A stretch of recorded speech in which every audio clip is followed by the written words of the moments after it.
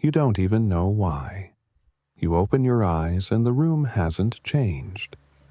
Same lamp, same curtain, same quiet tick of the clock.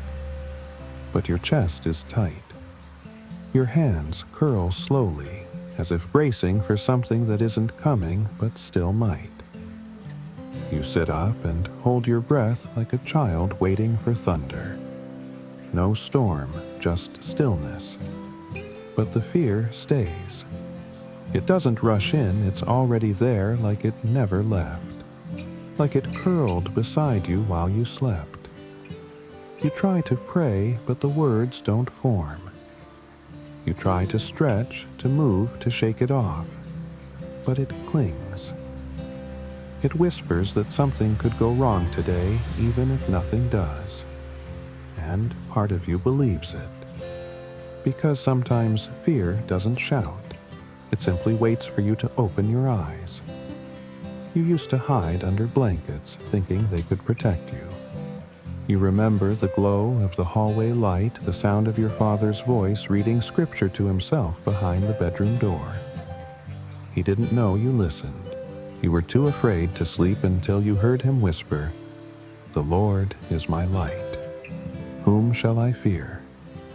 You didn't know what it meant back then, but it helped. Now, all these years later, you whisper it too. Not because you're brave, but because the child in you still hopes it might help. You've grown older, but not out of the ache. Some fears never got names. They just grew quieter and deeper. And even now, when you lie still, you sometimes wait for that voice, any voice, to tell you again. You don't have to be afraid. Not loud, not confident. Just soft, worn-out syllables in the other room. You had never seen your mother cry until that night. You don't remember what scared her, but you remember how her hands shook. She clutched the kitchen sink like it was a railing in a storm. You watched from the hallway, frozen. And in that moment, something shifted in you. You realized even strong people get scared. Even the ones who hold the whole house together. Years later, when your hands shake the same way, you remember hers. You remember that even when her voice cracked, she still said Jesus. And you realize now, it wasn't weakness. It was faith dressed in trembling. And maybe yours can be too. You don't know where he is, but you know he's near. You sit beside the road like the man who couldn't see but still believed. Your voice is small. You don't want to disturb anyone. But inside, something pleads Jesus. Son of David, have mercy. The others seem louder, more deserving. You're not sure you're allowed to call out, so you wait. Not with courage, but with need. Not with clarity, but with desperation. And somewhere in the invisible, you hope he hears. You hope he stops. You hope just maybe he will turn toward your voice, even if it's no louder than a breath. It doesn't knock. It doesn't ask. It enters quietly, familiar now. You do the dishes with it, leaning on your shoulder. You pay bills with it, watching over your hand. Even in prayer, it waits beside you, listening, questioning, stirring. You used to think fear came in waves. Now you know it can settle like dust, unseen, but heavy. Sometimes you forget it's there until your breath shortens, your patience thins, your hope flickers. You don't even ask it to leave anymore. You just make room for it.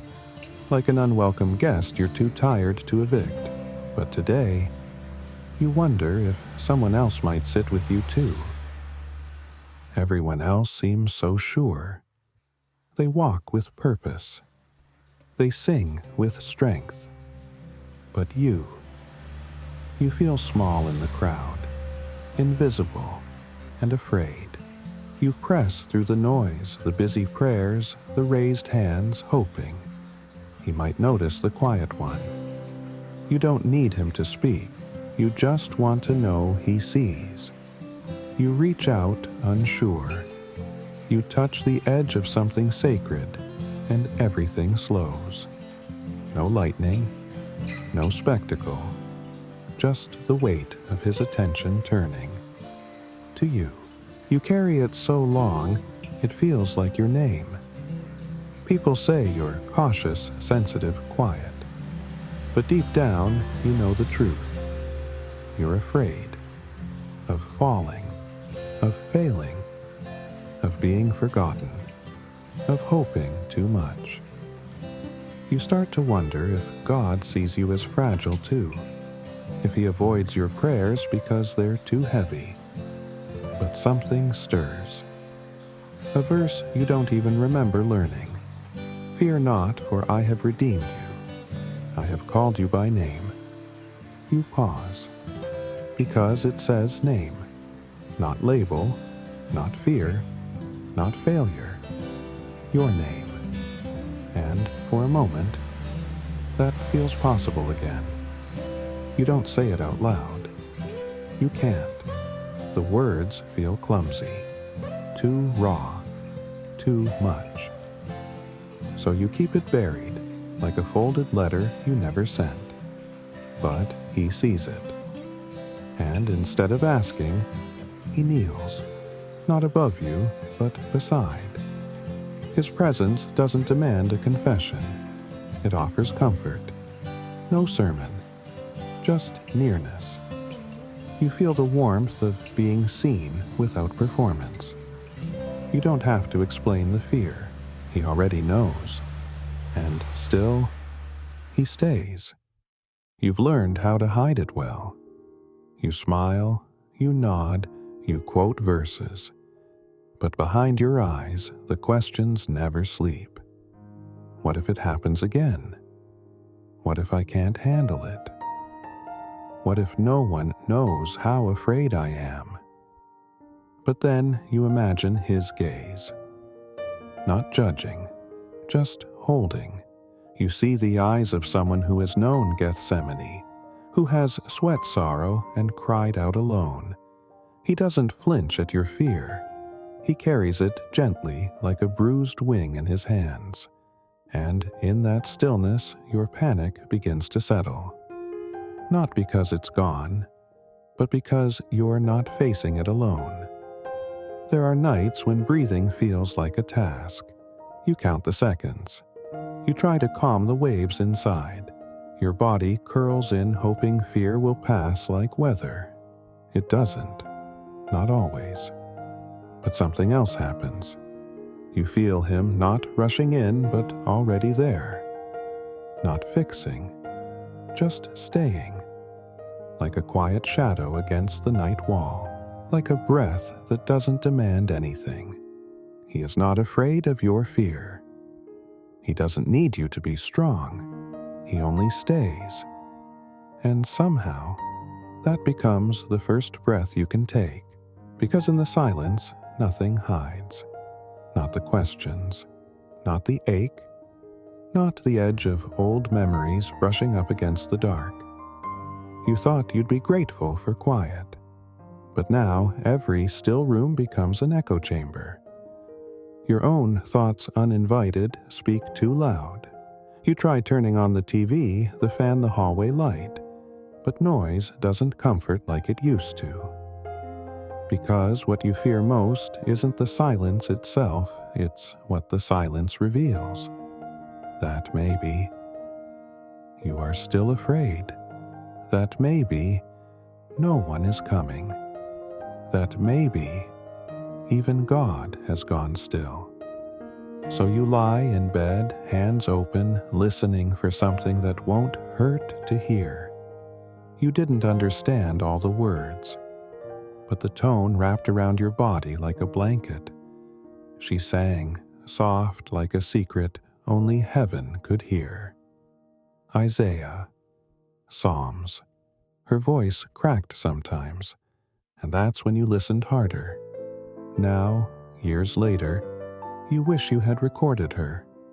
Just one lullaby, just one whispered line about God never sleeping. You still try to hum it when fear curls at your feet. But it's different when you're the one singing. Different when no one is in the next room. Still, you try. Because she believed what she sang. And maybe if you sing it now, she's still singing with you. You don't know how long it's been since you sang aloud. Maybe church, maybe a funeral. But the melody finds you tonight uninvited and somehow welcome. It rises soft as breath, faint words. A shelter in the time of storm. You pause, and tears come too quickly because it feels like something old and holy reaching out in the dark, not demanding belief, just presence. You hum the next line, voice cracking on the word safe. And in that moment, you are. Not because the night is gentle, but because the song still knows your name. You're not bleeding, but you're tired. Tired in the soul. Tired from waiting, from wondering, from hiding your need while pretending you're fine. You've spent years trying everything else, and still this emptiness lingers. You feel unclean in ways no one can see. Not sinful, just weary, just unnoticed. And tonight you whisper like she did, "If I can just touch his robe." You don't even ask for words. You just want the nearness. You just want the brush of something holy against your ache. And in the darkness you stretch out your hand, not with sound, but with absence. No footsteps in the hallway. No voice saying goodnight. No second cup of tea left steeping. These things speak louder now than anything else. You try not to linger on it, but the quiet has a way of collecting memories and setting them loose when you're weakest. You look at the chair beside you, still empty, and you wonder if God fills it when you're not watching. You hope he does, because grief is heavy. But grief in silence feels unbearable, so you ask without asking, "Please sit with me." Not because you're bold, but because you're desperate. The kind of desperate that doesn't need light, only faith. You don't need a sermon, just a hymn, just something worn by holiness. You picture it. The linen brushing against dust. The edge of something that touched miracles. Your fingers stretch toward a memory you've never seen but somehow believe in. And in the dark, you feel something soft. A presence. You don't know if it's his robe, or just the knowing that he's close enough to touch. They rise like steam from a quiet ache. Not angry, just tired. You don't ask why anymore. You ask, "Are you still here?" You don't say it loud. It's not a test, just a question from the part of you that used to believe without hesitation. You hold the silence like a phone pressed to your chest, listening for breath, for movement, for anything. You don't need a voice, just an answer that doesn't sound like absence, just something to remind you. He still listens, even when you can't speak. Not your shoulder, not your face, your back, the part of you that's always turned away, the place where you carry weight without realizing. He doesn't force you to turn around. He just touches you right where the world has leaned too long. The warmth spreads slowly. Not fire, just steady presence, like someone saying, "I see how heavy it's been." And you begin to breathe again. Not because it's easier now, but because you know you're not carrying it alone. You almost expect him to say something. some heavenly word to silence the ache. But he doesn't. And somehow, that's better, because tonight isn't about fixing, it's about staying. He sits beside your sorrow without shrinking it. He sees the questions and doesn't rush to answer. He watches the clock with you, marks each minute of your unrest, and keeps vigil. No pressure, no sermon, just presence. He stays, and the silence feels less empty. Not inside you yet, but waiting. You feel it like a breeze that doesn't demand to be noticed. Just there. You don't remember the exact moment sleep comes, only that your body unclenches, that your thoughts soften like pages closing, that fear steps back as peace steps closer. And in that final flicker of awareness, you imagine him sitting just beyond the doorway, watching, protecting, staying. And for the first time in a long time, you don't fall asleep alone. The body wakes, but the soul doesn't follow. You sit at the edge of the bed and wait for energy to arrive. It doesn't. Not like it used to. Not like when mornings meant something light. Now each movement feels like a quiet battle. Even brushing your teeth feels like effort borrowed from tomorrow. You tell no one. You smile through it. But your strength is fading. Not just in your limbs, but in the places you once called courage. You whisper to God, I can't keep pushing. And he doesn't argue. He just listens. Because maybe he knows that surrender is not failure. It's the beginning of healing. You used to keep it taped on the fridge, worn from steam and time. The Lord is the strength of my life. Of whom shall I be afraid? You believed it then. You said it loud. You even shared it with others. But lately, it just feels like ink on paper. You stand in front of that same fridge staring at the torn corner where it used to be, and you wonder, when did it stop working? Or maybe when did you stop hoping it could? But something in you still wants to remember. So you say it again. Not with conviction, just with need. It still smells faintly of tobacco and Sunday mornings. The cover cracked to corners softened by decades of holding. You flip it open and see the underlines. His handwriting slanted and unsure. Notes in the margins. Tears on Psalm 34. He never cried in front of you. But the pages did. You run your hand across a verse circled twice. God is near to the brokenhearted. Your throat tightens. Not because it's new, but because you know it was real for him. And you wonder, could it still be real for you?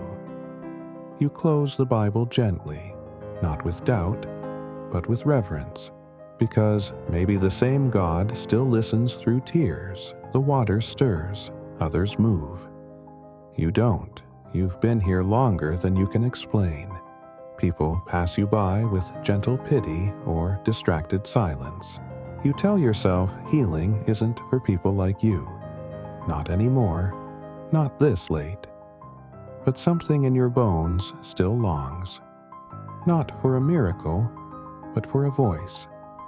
Someone to notice, to stop, to kneel. And when Jesus finally does, you don't even ask for healing. You just say, I have no one to help me. And that is enough for him to stay. You try. You really do.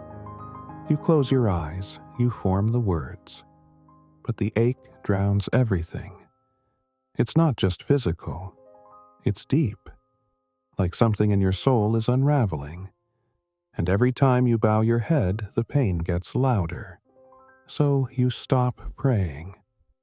Not out of rebellion, but exhaustion. And then you remember Jesus once wept without words too. And in that silence, you begin to believe that maybe pain can be a prayer when all else fails. No one checks in anymore. The phone stays still. The mailbox is mostly noise. You wonder if people assume you're okay because you don't say otherwise. But you're not. You're weary. Your heart feels bruised. And you've stopped expecting anyone to ask. You lie there, like the forgotten ones, surrounded by others just as silent. And through Jesus always walked where the forgotten lay. He didn't ask them to move first. He just came near. And that thought, as fragile as it is, lifts your eyes just enough to hope again. Hope takes energy. It asks you to believe in what you don't see, to reach for what might not reach back. And lately, you're just too tired. Tired of being disappointed. Tired of being strong. Tired of waking up with dreams that don't breathe. You tell God, I'm not angry, just done. But even as you say it, you feel something stir. Not hope, not yet, but the memory of it. And maybe that's a beginning. Maybe God holds hope for you until your hands can again. You don't see him at first, but you feel the shift like the air softens when he enters. He doesn't shout, doesn't make a scene. He just says your name, not the one on your ID, but the one heaven has always known. And when he says it, you break. Because no one said your name like that in years. Not with tenderness, not with recognition. He says it like he's waited, like he's wept, like he's home. And suddenly, so are you. Not sleep, not escape, just rest. The kind that settles into your bones. The kind that makes the ache pause and lets your shoulders drop. You don't have answers, you don't have energy, but you have this hymn. Here, now. Not demanding anything, just offering nearness. You breathe in, and for the first time in days, it doesn't hurt. You breathe out and something releases. Not everything, but enough. The strength hasn't returned. Your body still aches. Your mind still drifts. But something has changed. You're not walking this night by yourself. You feel it in the quiet, in the way your heart no longer clutches. He didn't take the burden away, but he joined you under it. And now even your weakness feels seen. Even your silence feels heard. You don't have to pretend anymore. You don't have to push. You just have to stay close, because he already is. And that somehow is strength enough for now. Not because you don't want it, but because hoping hurts more than hurting. You've prayed, you've waited, and at some point the words just stopped. You got tired of being disappointed, tired of searching the ceiling for a sign. So now you just live with it. The pain, the silence, the low hum of longing that you press down beneath the routine. It's easier to pretend you don't need it anymore, to shrug and say, it's okay, I'm fine. But you're not. And he knows. He's heard the prayers you didn't pray. And tonight, he doesn't ask for more words. He just draws near, to the place where hope once lived. It wasn't complicated then. Faith was like breath, natural, unnoticed, always there. You sang without thinking. You prayed without second-guessing. You believed God was listening. But somewhere between loss and time, something shifted. You still go through the motions, but the edge of your belief feels dull now. You miss the childlike wonder, the way Scripture felt alive, like a story written just for you. Now, it feels like someone else's letter delivered to the wrong address. And yet, some part of you still misses him, still wishes faith could return like breath. It wasn't dramatic, just a soft reminder in a hospital hallway.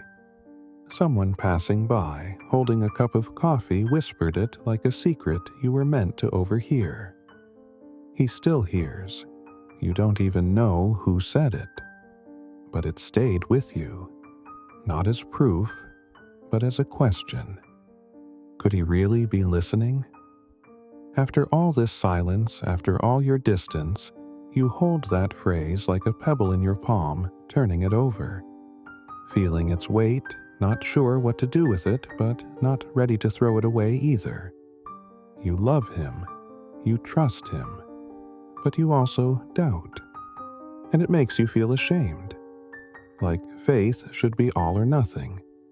But then you remember that Father in Scripture, the one who asked for a miracle but didn't pretend to be sure. He just said what you've wanted to say for years, I believe. Help my unbelief. You whisper it tonight. Not as a confession of failure, but as an offering. Because maybe Jesus doesn't require certainty. Maybe he just wants honesty. And maybe that's enough to bring him close. The pages are soft edges curled like time-worn postcards. You trace a verse you used to love. Isaiah, maybe. Something about new things, rivers in the wasteland. You want to believe it again. You want to feel it rise inside you like it used to. But right now, it just feels like paper. Still. You hold it gently, like something sacred that once knew your name. And you wonder if you wait long enough. Will the words come back alive? You've seen others rise. You've seen prayers answered, doors opened, jars filled. But for you, it's always the waiting room. You've learned to be polite with your hope, to keep it quiet, to not get in the way. You sit in the back row of belief applauding others, while wondering if your number was ever called. You don't mind waiting, you just don't expect anything anymore. But somehow that's when he comes near. Not to the front, but to the quiet place where you faster. It opens old wounds. It dares you to believe that pain might not be the end, and you're not sure you can risk that again. Not now, not after everything. You've built walls with reason, locked the doors with experience.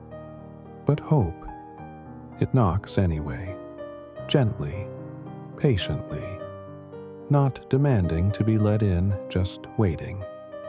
And you feel it, that familiar ache rising in your chest. Not fear, not sorrow, but longing. And maybe that's where hope begins again. He knows you're not ready, knows your heart is still guarded, your prayers still buried under silence. So he doesn't ask you to believe right now. He doesn't preach, doesn't pressure, he just sits beside you. The air shifts. But he says nothing, and that's what you needed. Not answers, not theology, just presence, just someone to share the weight of unbelief. He stays like he did for the two on the road to Emmaus even before they recognized him. And even now he is with you whether you know it or not. There's no miracle tonight, no light splitting the ceiling, no sudden warmth in your chest. But he's here, and that changes everything. He sees your questions. He hears the sigh behind your silence. And still, he stays. Not to fix you, but to hold the space with you. You don't have to believe harder. You don't have to clean up your doubt. You just have to stay and let him be exactly who he is near. Faithful. Enough. You won't call this healing. Not yet. But something has shifted. The fear is quieter, the ache less sharp. You feel held, not cured, but known. You may not wake up different, but tonight you sleep differently. With his presence in the room, your name still warm in his mouth. You don't need a miracle tonight, just peace, and he gives it without asking you to earn it. You close your eyes, and for the first time in a long time, hope doesn't feel like a threat. It feels like him. As we settle into this stillness, know that it's okay to feel tender, to carry both longing and relief in the same breath. If this quiet space has met you where words couldn't, you might consider keeping it close. Subscribing is simply letting this kind of peace return whenever your heart needs it most. Now, let's walk gently into what comes next. Some nights it hits you like breath against cold glass. The ache to rewind, not to erase everything. Just to speak differently. Love better. Listen longer. You think of that phone call you didn't return. The silence that grew between you and someone who waited. You wish you could go back to the moment before it broke. But life doesn't offer a rewind button. It gives you echoes. It gives you dreams you wake from too quickly. You sit at the kitchen table tracing the rim of a chipped mug, thinking, if I had known then what I know now. But tonight, in the thick quiet, a deeper voice whispers, I still can. Not to take you back, but to bring you forward. With me. You were 7. Face pressed into a pillow still warm from sunlight. Your mother sat on the edge of your bed, tired but gentle. She whispered the Lord's Prayer like a lullaby, her fingers brushing your forehead in soft circles. You didn't understand the words, but you trusted the rhythm, like breathing in time with heaven. Now, years later, you find yourself mouthing it again, not out of strength, but muscle memory. Our Father, who art in heaven. It doesn't feel like belief. It feels like longing, like reaching for something you once held, even if only through her voice. And maybe that's how faith returns, not as fire, but as the echo of someone who once believed for you. It was a funeral. A cousin stood up to speak. Hands shaking, voice cracking, trying to hold together what grief was unraveling. And somewhere in the tears, he said it. That verse from Joel. He restores the years the locusts have eaten. You didn't believe it then. How could you? Years don't come back. Time doesn't rewind. But still, it haunted you. Not like a ghost, more like a seed, planted in cracked ground. You've had many locusts since then. Failures, silences, things left undone.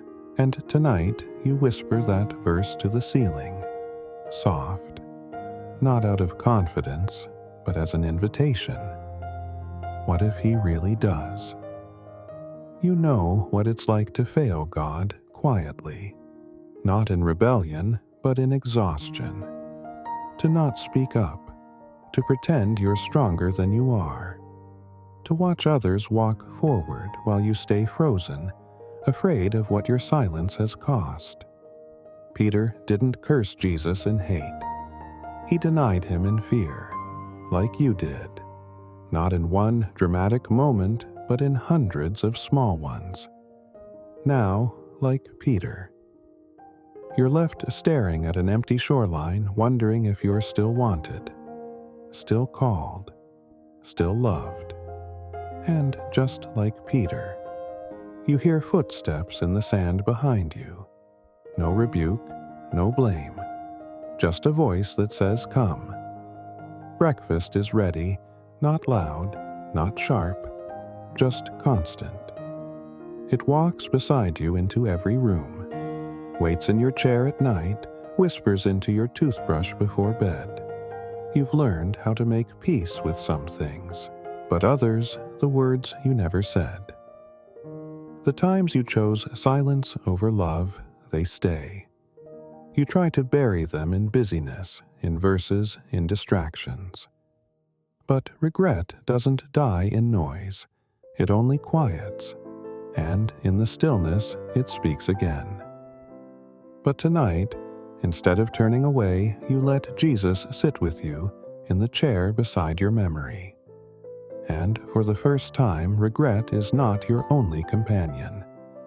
The room is dim, no flame burns, but you stare into the hearth anyway. You see flickers, her laugh across the dinner table. His old sweater still draped across the back of a chair. Moments long gone, but somehow more real than the lamp beside you. You think of the choices that led here, the time lost, the conversations never finished, and you ask God, what do I do with a fire that only warms the past? The silence stretches, and then a soft breath near your shoulder.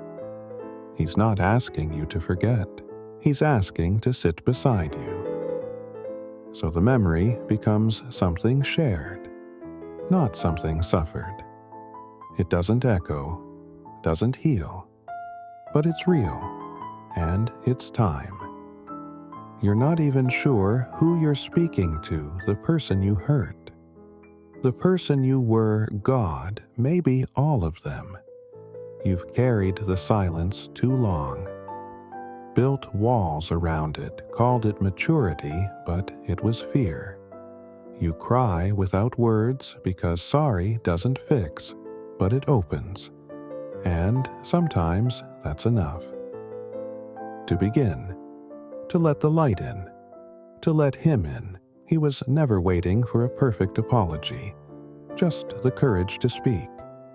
He doesn't wait for a crowd, doesn't wait for ceremony, just sits across from you at your small kitchen table with mismatched plates and a chipped mug. You're not even sure how he got in.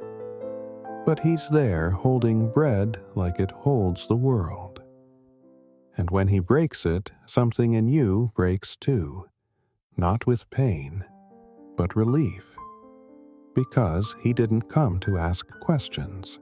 He came to feed you, not as reward, but as reminder. You are still worth breaking bread for, even after all this time. You expect the talk, the confrontation, the disappointment masked as grace. But he just hands you the bread, his eyes kind, his silence holy. You stare down at the torn piece in your palm, and you realize he's not here to rehash your failures. He's here to nourish your soul, to remind you what mercy tastes like. You eat slowly. The tears fall anyway, not from guilt, but from being known so deeply and still invited, still welcomed, still wanted at his table. No explanation needed, only hunger, only him. It doesn't leave all at once. Shame never does. But as you sit there, head bowed, hands open, you feel something rise.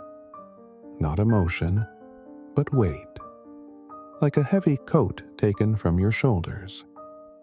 He doesn't say anything, doesn't explain it. But you know he's removing what you thought you had to carry forever. You wipe your eyes, not to hide the tears, but to see him clearer. And in his face there's no trace of what you've done.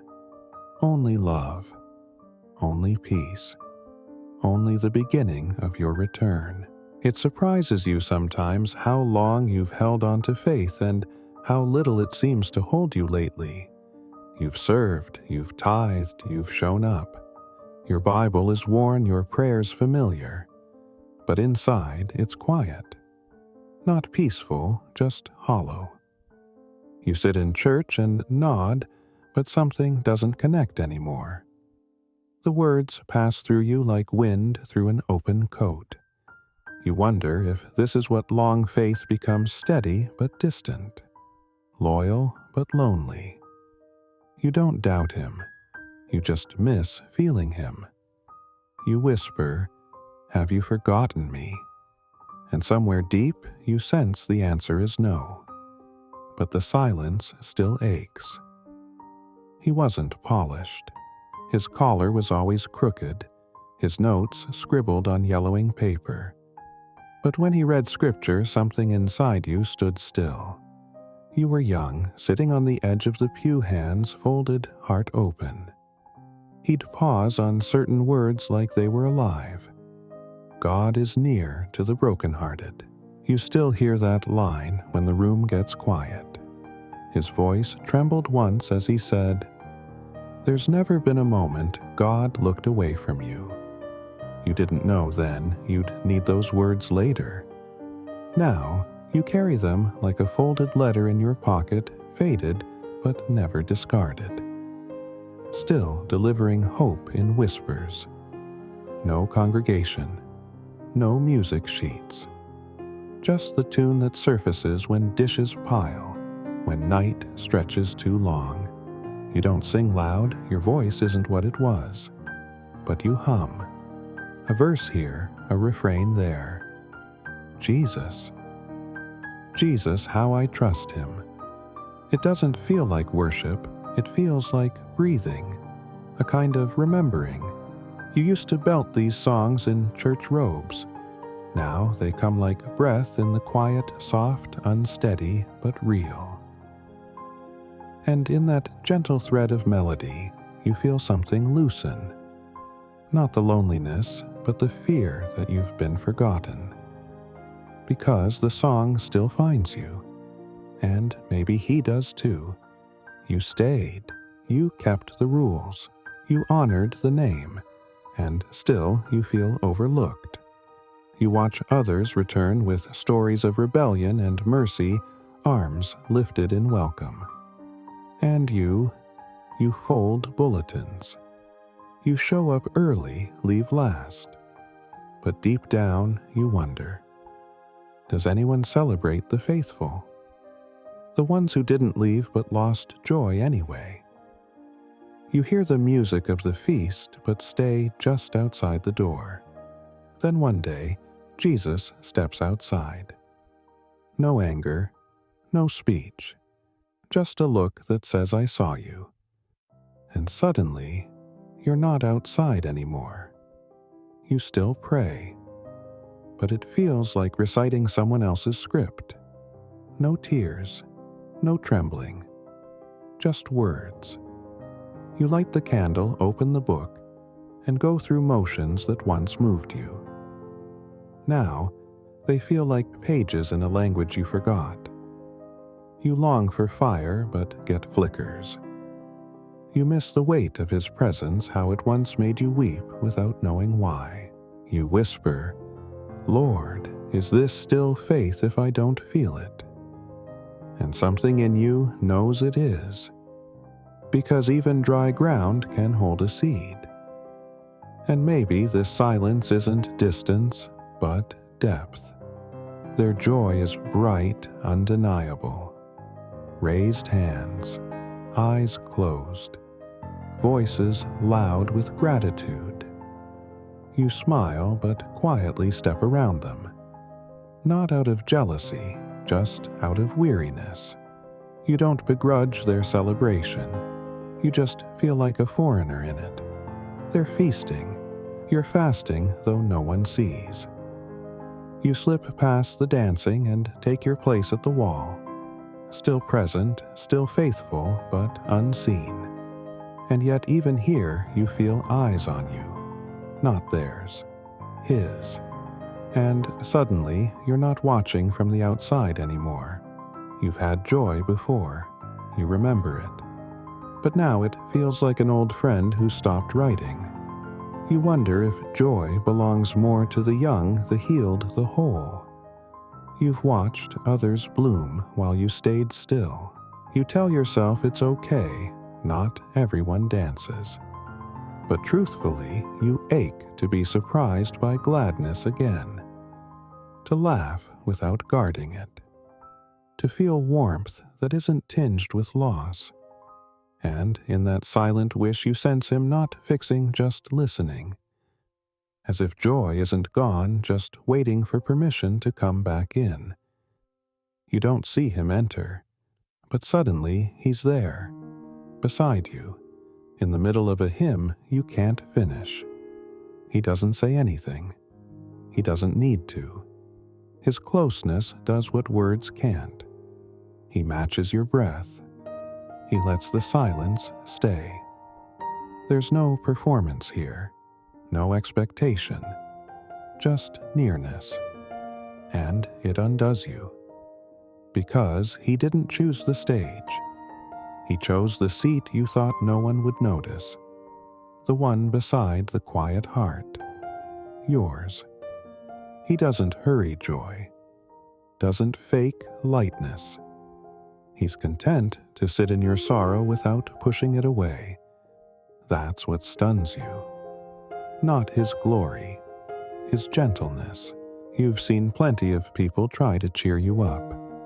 But he doesn't. He just stays, shoulder close, breath steady, letting you be tired and real and still loved. And for the first time in weeks, you rest. Not because the ache is gone, but because he made space for your ache to be safe. Not all at once, not loud. Just a shift. A flicker. The sense that the dark season isn't the only season left. You exhale differently, not in surrender, but in soft permission. Maybe joy hasn't forgotten you. Maybe it still knows your name. Maybe Jesus is holding it until you're ready. You let your fingers rest on the back of the pew. No music now. Just breath. And him. Still sitting. Still staying. Still enough. And maybe, just maybe, joy is already on its way home. You used to bow your head with ease. The words came without effort, simple, heartfelt, clear. Now, your fingers tremble when you fold them. You're not sure if it's age nerves or something deeper. The body you once trusted feels foreign. You drop the pen more than you use it. You reach for the Bible and pause, not out of reverence, but weakness. And prayer, once a river, feels like gravel in your throat. You try anyway. The name Jesus lands on your tongue like a small, unsure flame. And in that moment your body may falter, but your soul still knows where to go. He sees the shaking. And it does not disqualify you. It draws him closer. It was a dim morning, a V, humming curtain half drawn. You were trying not to cry. She leaned in, tucked the blanket near your arm, and said softly, "He will never leave you or forsake you." Then she moved on. Didn't wait for a response, didn't preach. But those words, they stayed. Not just in your mind, but in your skin like warmth pressed into memory. You didn't ask for comfort. Didn't know you needed it. But it came anyway.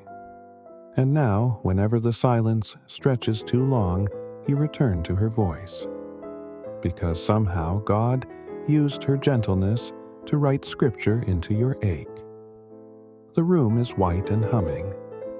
Machines blink quietly beside you. You wait again for news, for answers, for peace. Across the hallway, a child is reciting something aloud. You can't see them, but you hear it when I am afraid, I will trust in you. Psalm something. You forgot the number, but the words feel alive, like someone just dropped a stone in still water. You smile because that same verse once lived on your bedroom wall framed in blue. You never imagined you'd need it in a place like this, but now it returns, not as memory, but as invitation, to trust again even here.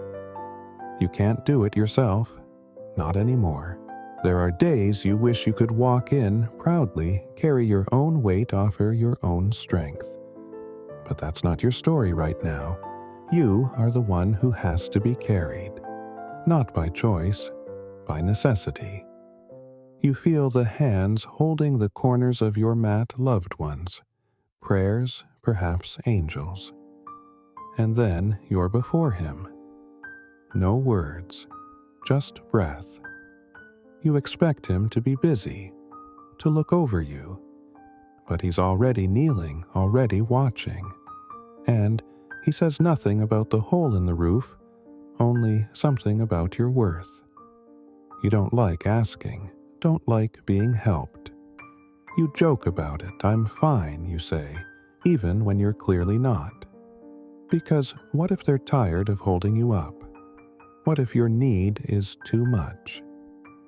You move slower now, forget things, struggle to stand some days, and you carry this quiet shame not just for your weakness, but for needing someone else's strength. But Jesus never turned away the weary. He called them first.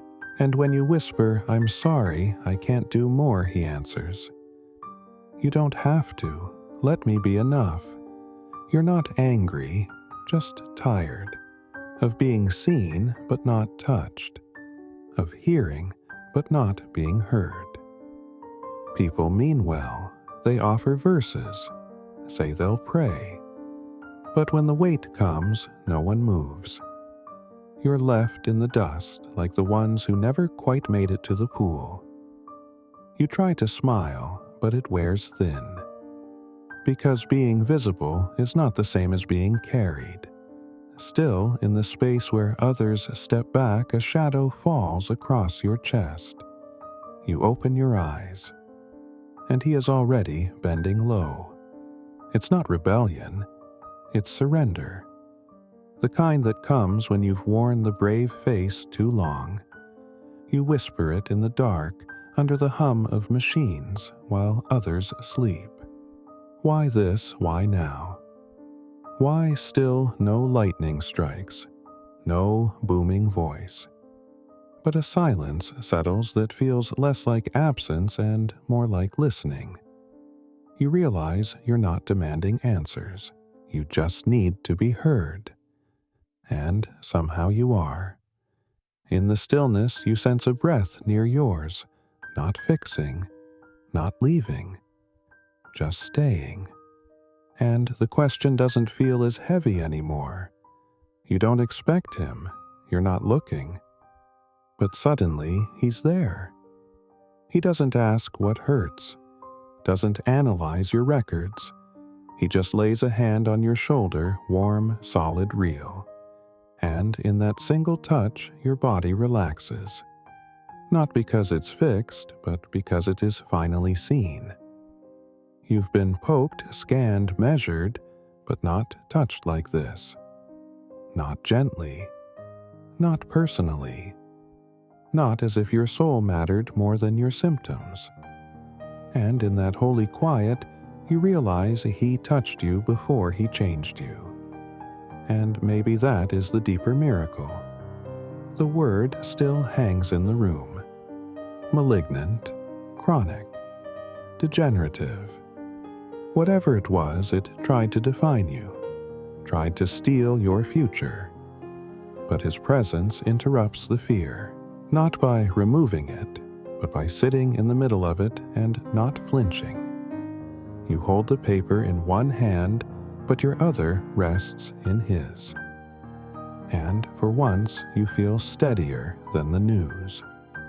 Because this diagnosis is not the whole story, Not with him here.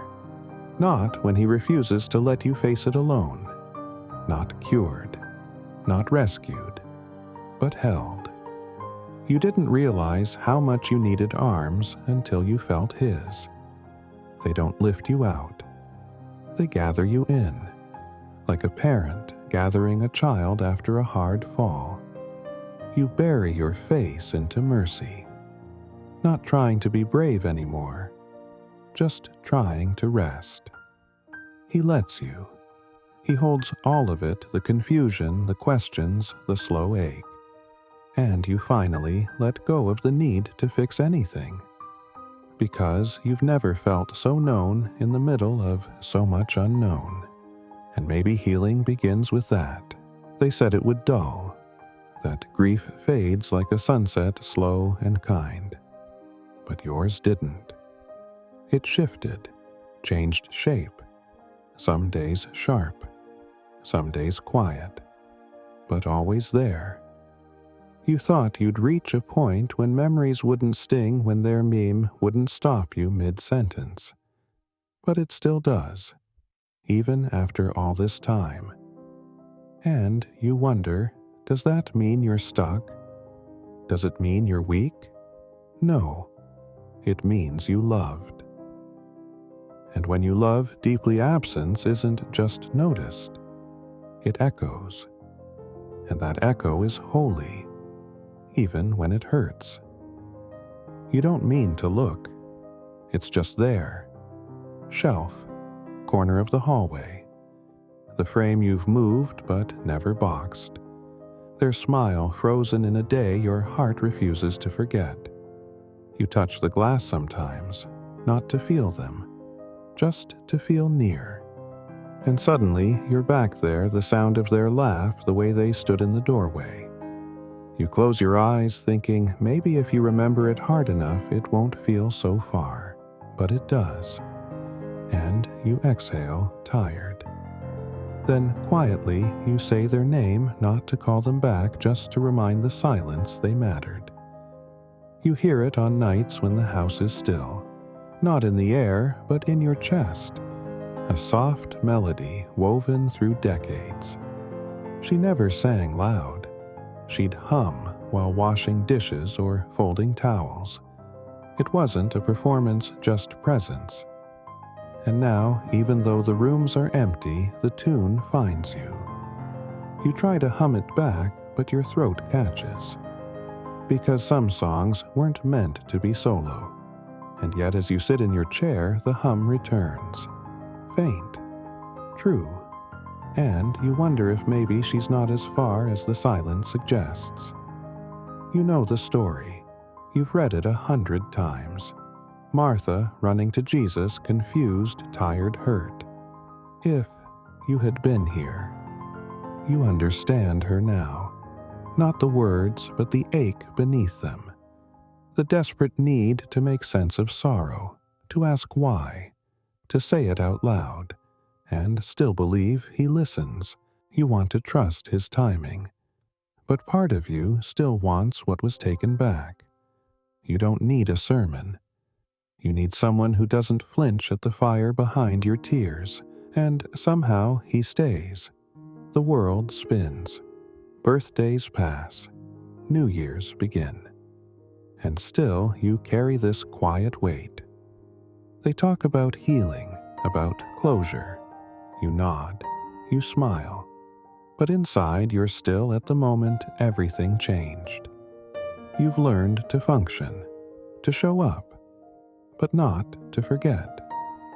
You don't want to, because moving on feels like betrayal, like letting go of their hand. So instead you carry them. In stories, in silence, in prayers too tender to speak. And Jesus doesn't rush you. He walks at your pace and calls that faithful. Not a grave, not always literal, but the place where life once bloomed and now only silence lives. You visit it more often than you admit. In thought, in memory. You sit cross-legged on the cold ground of what was. and wait. Not for a miracle, just for a moment where it doesn't ache so much. Some would tell you to get up, move on. But he never says that. He just joins you there. Among the flowers you never picked.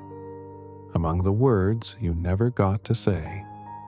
And somehow, even grief feels lighter in his shadow. It slips out. You didn't plan to say it, but the ache made room for honesty. If only you had stopped it. If only you had come sooner. If only... It doesn't feel holy. It feels human, and you expect silence or rebuke. But instead, you feel him pause. Not with answers, but with understanding. Like he's heard that question before. Like he's wept to it himself. And in the space between what was and what will never be, he listens, without flinching, without leaving. He doesn't stand apart, doesn't hover above the pain like a teacher with a lesson. He kneels, he bends low, and his own tears fall next to yours. You don't know how it's possible that the Son of God would cry over what you lost, but he does. Not because he's weak, because he loves. And love always breaks open when it touches loss. You feel his presence beside you, not offering solutions, but solidarity. And somehow being wept with feels like the deepest comfort you've known. There's no sudden reversal, no miracle headline. The tomb remains closed. The absence remains real. But so does he. He doesn't promise to undo the loss. He promises not to leave you in it. And tonight that matters more than fixing. Because what you needed wasn't a spectacle. It was someone to stay through the silence, through the questions, through the midnight ache. He sits beside the grave and holds your hand like it still belongs to something living. And you begin to believe that it does. The tears come gently, not from panic, but release. You cry because love still lives, because memory still breathes, because presence. His presence has turned mourning into something sacred, not gone, not forgotten, but carried. You don't need to be strong right now. You don't need to smile. You only need to be held. And you are. Not in a church, not in a vision, but right here beside the weight of what you lost, you are known. And somehow that makes room for what still remains. Peace, breath, and a God who never lets go. It's not a surrender. Not yet. It's just the breath that comes when your body forgets to keep fighting. You sit at the edge of the bed, hands loose chest, rising slow. For the first time in weeks, you don't try to pray the right words. You don't try to feel something holy. You just sit. And strangely, that's enough. You feel no pressure from him, no checklist waiting to be fulfilled. Only a sacred kind of quiet, like he's already here waiting without demand. And without realizing it, your heart lets its weight drop just a little. You are not healed, not strong. But for now, you've stopped striving. And in that pause, something soft begins to return. It comes without trying, not recited remembered. Come to me, I will give you rest. You don't know why it surfaces now, but it does, like a breeze stirring the curtain in a room you thought was sealed. It doesn't hit you like revelation. It settles like a hand on your shoulder. You repeat it quietly, not as declaration, but as need. It feels different now. Less like an instruction, more like an offer. He's not asking you to earn anything, only to come. And maybe after everything, you're finally tired enough to say yes. She never raised her voice when she prayed. She whispered. Hands clasped, eyes closed, like she was speaking to someone already near. You would find her in the kitchen chair long after the dishes were done, murmuring scripture like lullabies. You didn't understand it then, but now, in this quiet, you do. It wasn't habit. It was survival. It was love. And now her worn Bible is tucked in your drawer, pages soft with age corners turned down by years of reaching. You hold it in your lap, and something in you feels carried. Not just by words, by her faith that somehow you still belong to God. There is no crowd now, no table, no questions. Just you, tired, still near him. You don't need to talk, don't need to perform. You simply lean. And when your head rests against what feels like warmth, you notice the rhythm. Slow, steady, alive. The heartbeat of the one who called you beloved before you knew how to believe it. You feel your own breath align with his. Not in choreography, but in surrender. And for the first time in a long time, you don't wonder if you're too much. You just rest, because he lets you. It's not dramatic, just a breath, deep, long, unforced. But it feels like something broke free inside you. The tension that lived in your shoulders softens. Your jaw unclenches, and you don't brace for what's next. You don't reach for control. You just breathe. And in that breath, you realize you've been holding everything too tightly: grief, fear, memory, effort. Now it's different. Not because anything's solved, but because you stopped trying to carry what wasn't yours. You inhale again, and there's room for him in it. And that changes everything. Not a sound, not a light, just something invisible that makes the air gentler. You don't know when he entered, only that you're not alone now. It's not overwhelming, it's not emotional. It's sacred. The kind of presence that doesn't demand to be noticed, but can't be missed. The kind that draws tears without touching your skin. You sit very still, not wanting to break whatever just arrived. But it doesn't leave. It settles, wraps around the silence. And somehow, without a word, the room becomes a sanctuary. There was a time when every silence felt like abandonment, when you filled the gaps with questions that never led to peace. But tonight, you stop asking. Not because you found the answers, but because you found him. And that's enough. You sit without the need to explain yourself, without forcing clarity. You let the unknown be unknown. And in that sacred release, you begin to feel safe. Not because everything's clear, but because everything's held. Even this moment, even your breath, and especially your silence. You don't feel him reach. You just know, suddenly, somehow, your hand is not alone. There's no pressure, just warmth. A presence that wraps around yours like someone who's held hands with sorrow before. It's not dramatic, it's holy. You don't squeeze back, you don't speak, you just let him stay. And he does, without pulling, without rushing. Just that soft reminder that even here, even in your smallest, quietest self, you are worth holding. And being held isn't weakness.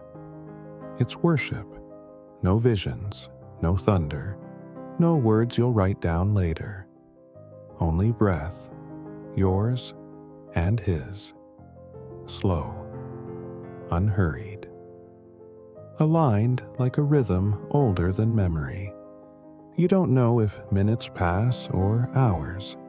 You only know you are still, and He is still with you.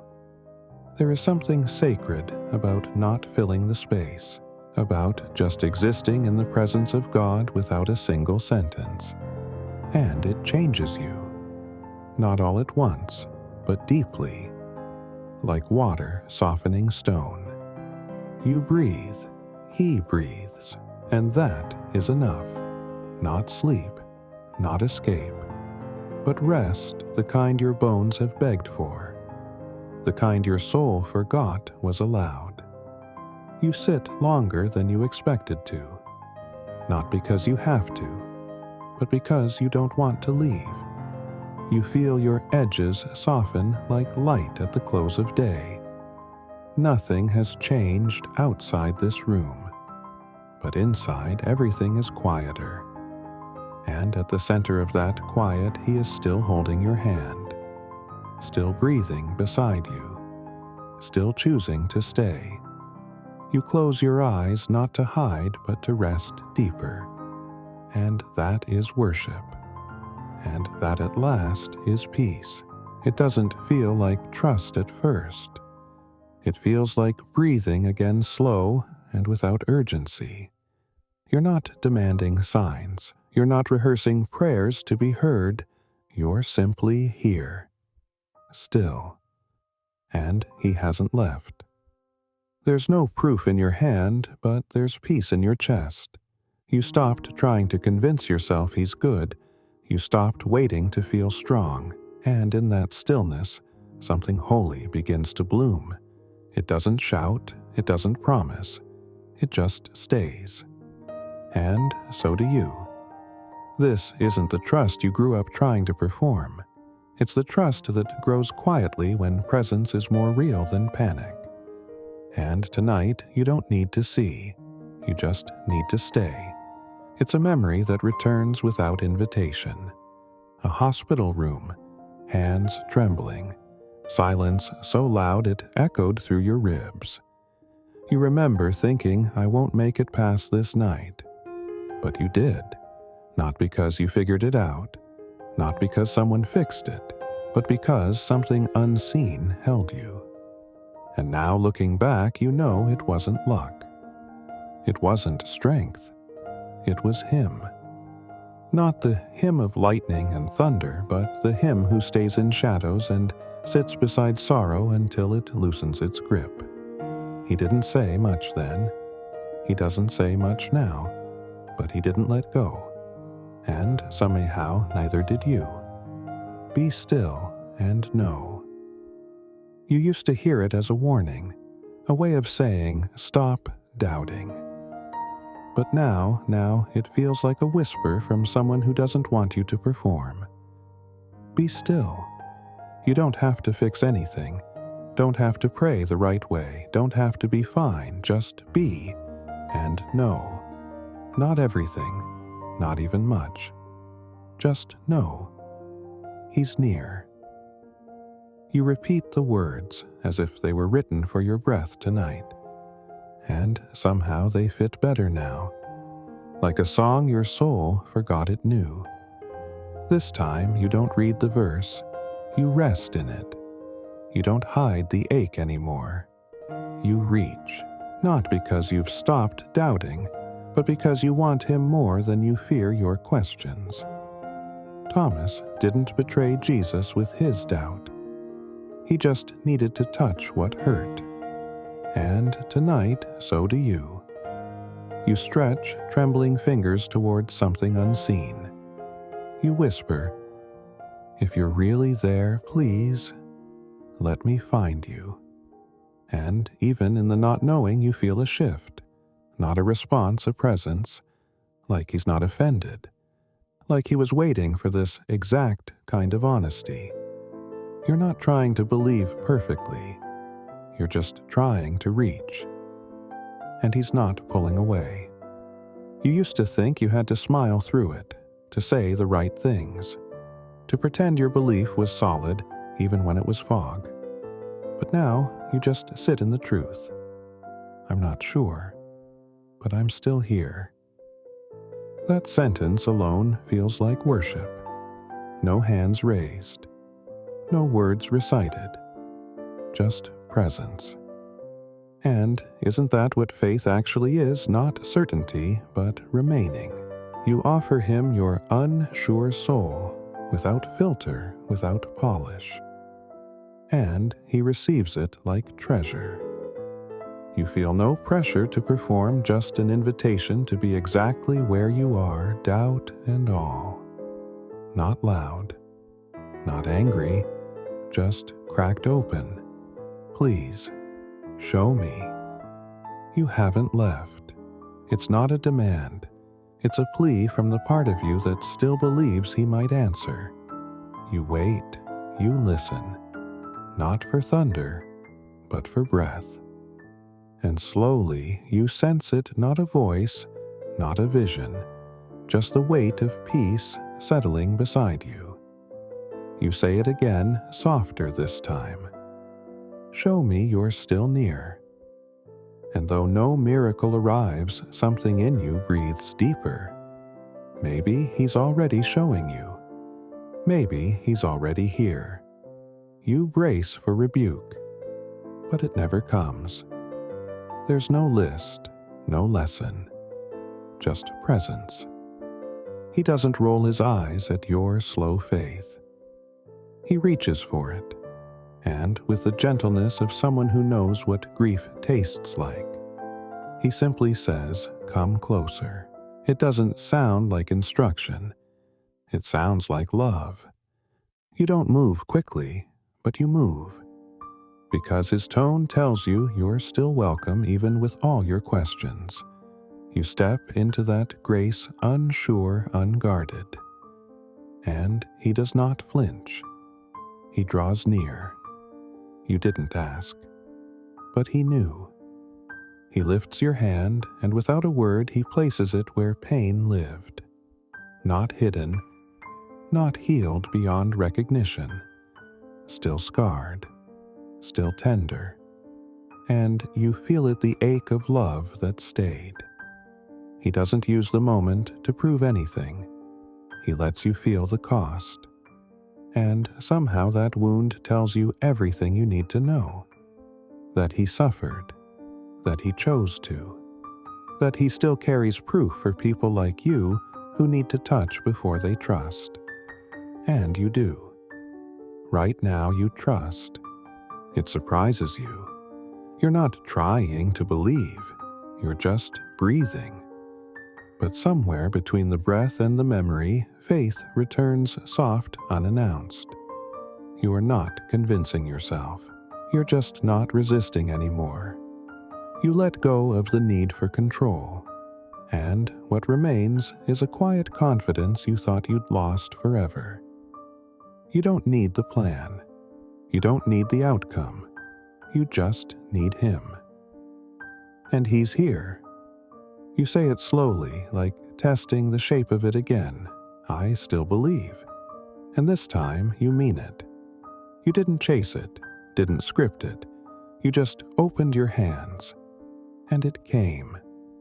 Not as a feeling, but as someone sitting next to you. You're still tired, still unsure. But your spirit isn't pacing anymore. There's space now between your thoughts. And in that space there is him. You lean your head back, not as surrender but as rest. And you know peace isn't a finish line, it's a person. And he's here, not because you got it right, but because he never left. It's not that you've stopped believing in him. It's that you wonder if he still notices you specifically. There are days when silence stretches so long you start to question your visibility. You watch others, their prayers, answered, their stories told, and you feel like background noise in God's story. You don't stop loving him. You just begin to doubt whether he still singles you out the way he once did. You pray quietly just in case. And deep down you whisper something even smaller. Do you still see me? You brace for nothing. But somewhere in the stillness, something tender waits. You don't know what yet. only that it's close. And maybe that closeness is the beginning of being seen again. You're not even sure how it comes back, but it does. A hand on your head, a voice shaky with age but steady with faith. May his face shine upon you. You were too young to understand then, but tonight those words return like warm hands across your shoulders. You feel small again, but not forgotten. Like someone once prayed for you to remember this moment when everything felt distant, and you needed to know you were still under his gaze. The memory is simple, but it breaks something open in you.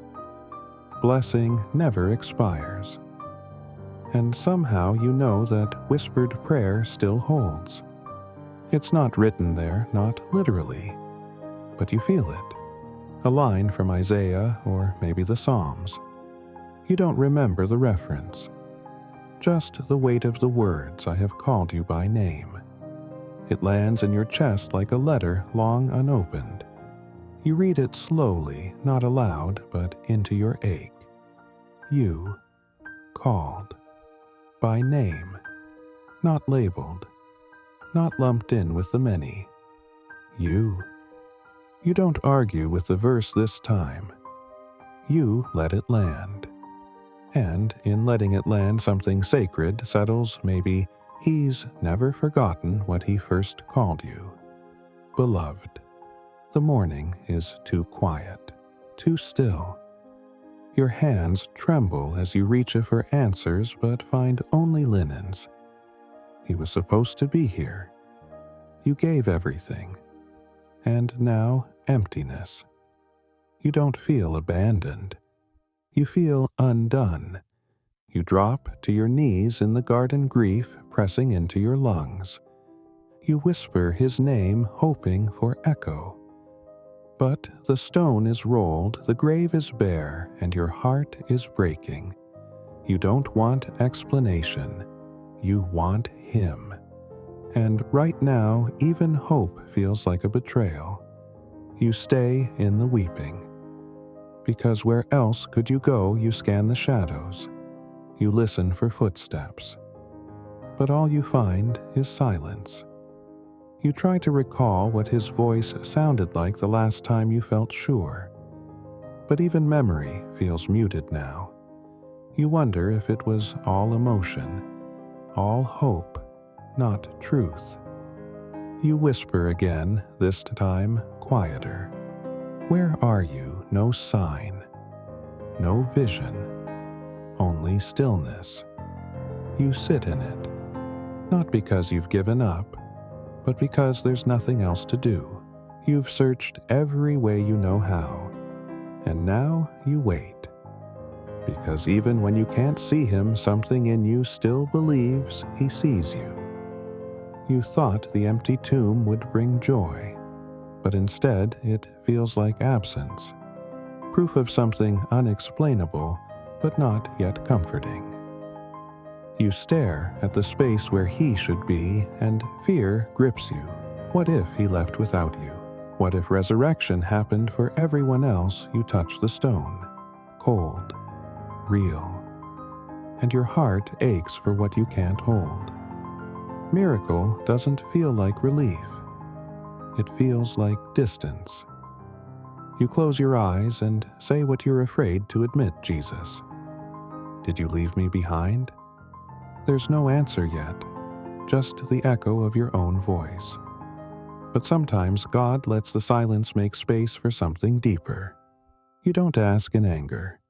You ask like a child lost in a store searching for the familiar coat and the sound of home. You whisper it, soft. Where did you go? Not because you think he's gone, but because you don't know how to feel him here. You check your pulse, your breath, your faith. Still nothing.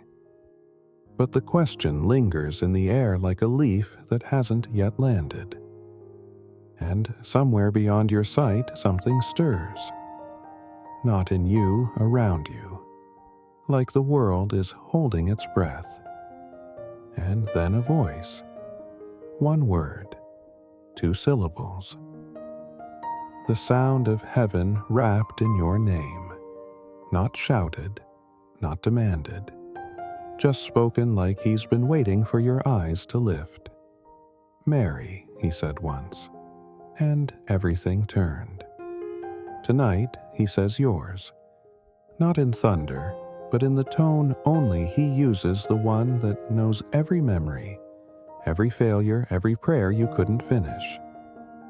He says it like it's the most natural thing, and when you hear it, you don't fall apart. You come home. You don't need proof anymore. Just that voice, just your name on his lips. You could ask 1,000 questions. You could beg for clarity. But you don't. Not now. You fall. Not from exhaustion, but from awe. The kind that drops knees to dirt because presence is here. He doesn't explain the silence, doesn't justify the weight. He just lets you touch what is real. You weep at his feet not from despair, but from recognition. You thought he left, but he stayed. He let you ache long enough to recognize his voice when it finally came. And now nothing else matters. Just him. And this holy ground. Not just in theory, not just in Sunday words, but here, breathing, seeing, staying. You don't know how to explain it. You only know you are not alone, not now, not ever. The one who conquered death chose to call your name, and in that name everything returns hope, peace, and the courage to keep breathing. You rise slowly, not to leave, but to walk with him. He is not behind you. He is beside you. Still wounded, still kind, still calling you by name.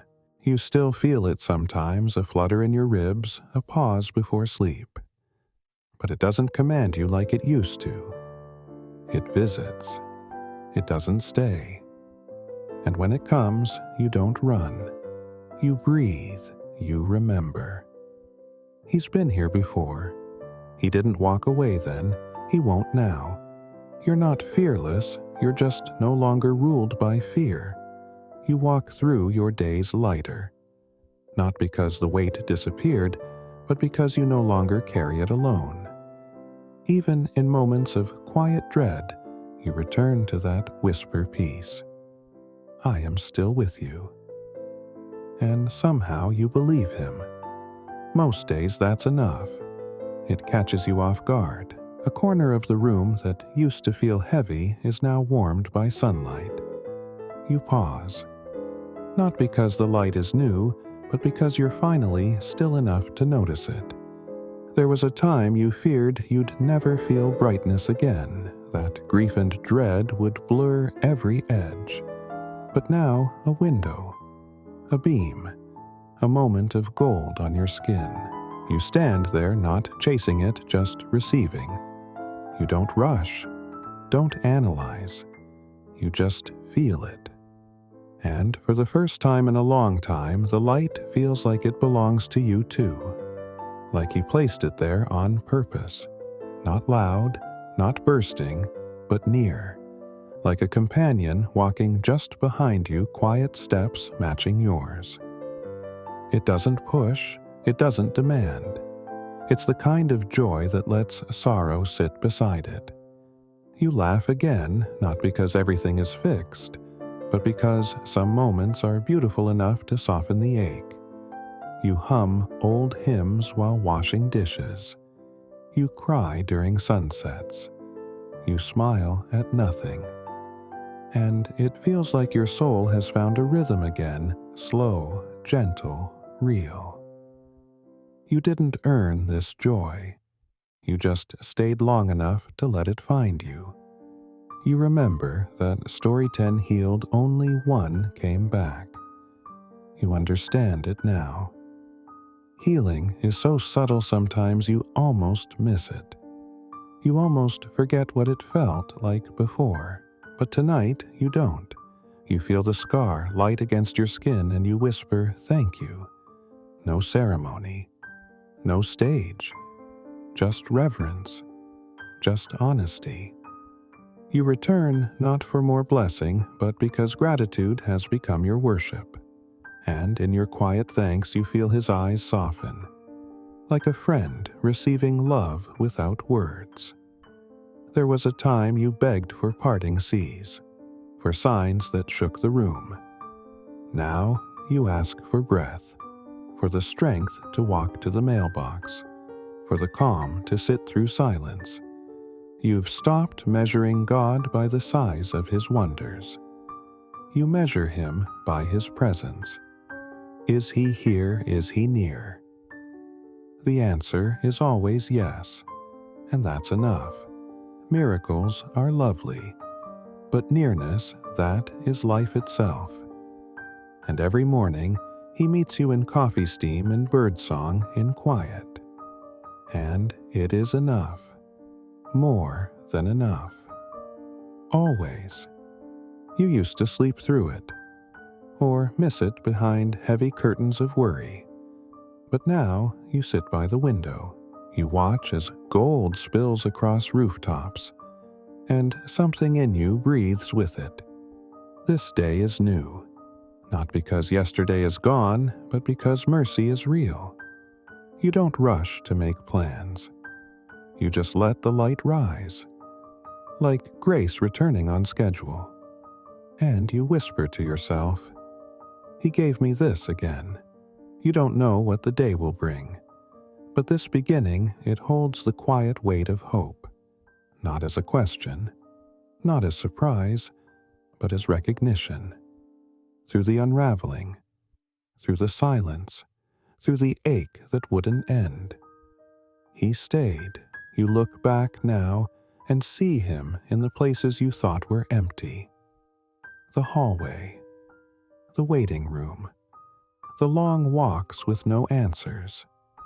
He was there, not loud, not fixing, just present. And that presence, it changed the way you carry time. So now with hands on your lap and heart resting, you whisper it again like a hymn. You stayed, and everything inside you says thank you. There are no scrolls in his hands, no lessons on his lips, just a smile, soft as sunrise. He knows how far you've come, knows the nights you almost gave up, but he doesn't bring them up. He doesn't correct your path. He simply sits. And when your eyes meet his, there's no pressure, only delight. He doesn't smile to teach you something. He smiles because you're here, still walking, still hoping, still his. And in that smile, you don't feel small. You feel seen, like a friend who stayed until the healing held. The wound is smaller now, still tender, still real, but not frightening. You don't cover it up. You don't explain it away. You just live. And in living, healing continues. You no longer wait to feel perfect.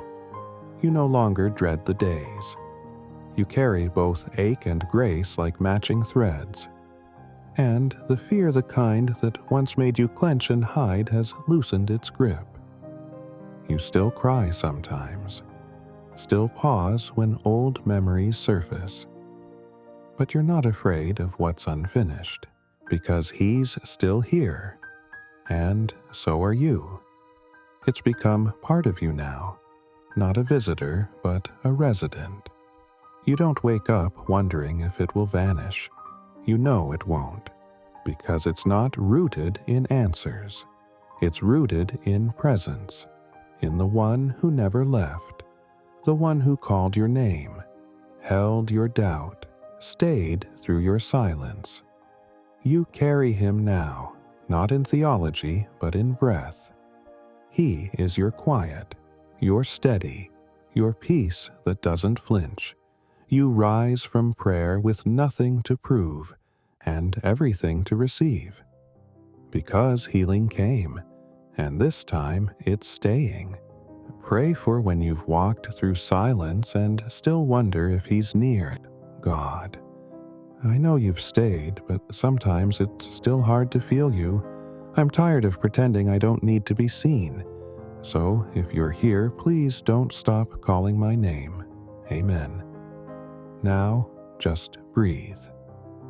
Let the weight settle softly without needing to be solved.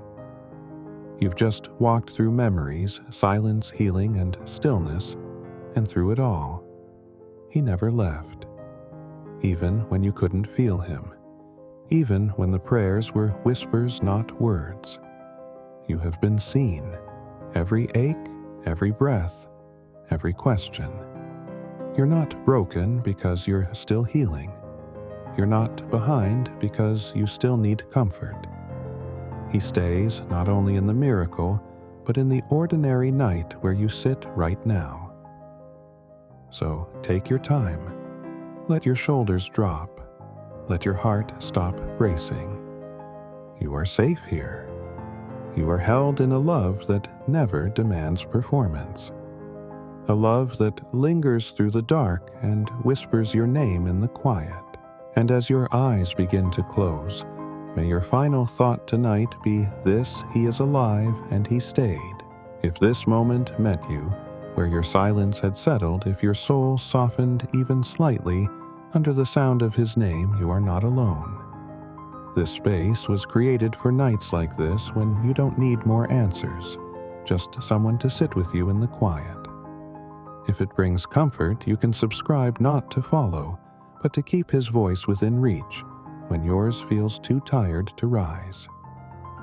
If you know someone wandering in silence, share this with them as a way of saying, I see you, I'm with you.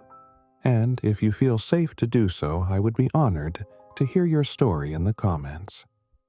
Was there a moment when you knew deep in your chest that He hadn't walked away even though everything else had?